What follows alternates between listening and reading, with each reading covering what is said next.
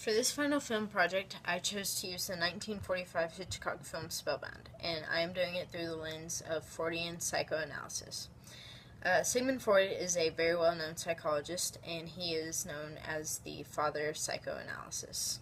The psychoanalytic theory has several different components that play into it.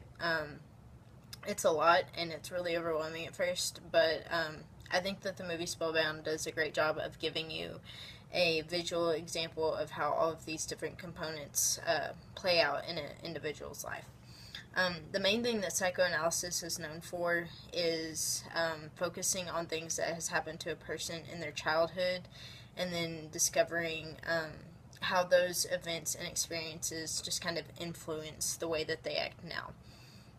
Another big thing that Freud focused on was the idea of the unconscious and how those unconscious thoughts and feelings and ideas actually control our lives and control like the decisions that we make and things like that. And so with his clients, Freud would work on getting them to bring those unconscious thoughts to the surface, and so those thoughts could stop controlling their lives and that they can have more control of their lives at that point. Another thing that Freud mentions in his psychoanalytic theory is the idea of defense mechanisms, and those are just our ways of, they're like coping mechanisms to anxiety and stress or anything that's just like freaking us out. That's how we cope with them, that's how we deal with it. The two defense mechanisms that are shown in this movie is repression and suppression, and those are very similar, but they are also different. Repression is done consciously, and suppression is done unconsciously. And the last big thing that is in the psychoanalytic theory that this movie uses is the idea of dream interpretation, and that actually helps and has a huge thing to do in the movie Spellbound. There are two main characters in this movie.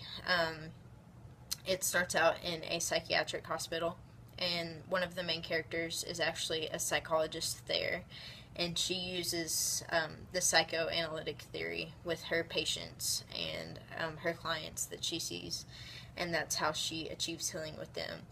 And then the second main character, he shows up at the hospital claiming to be one of the well-known psychologists, Dr. Edwards.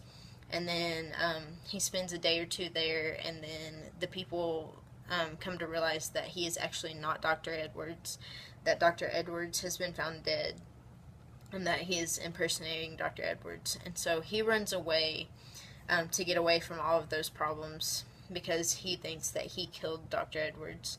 And Dr. Constance follows him and uses psychoanalysis to help him realize who he really is and to solve the murder of Dr. Edwards.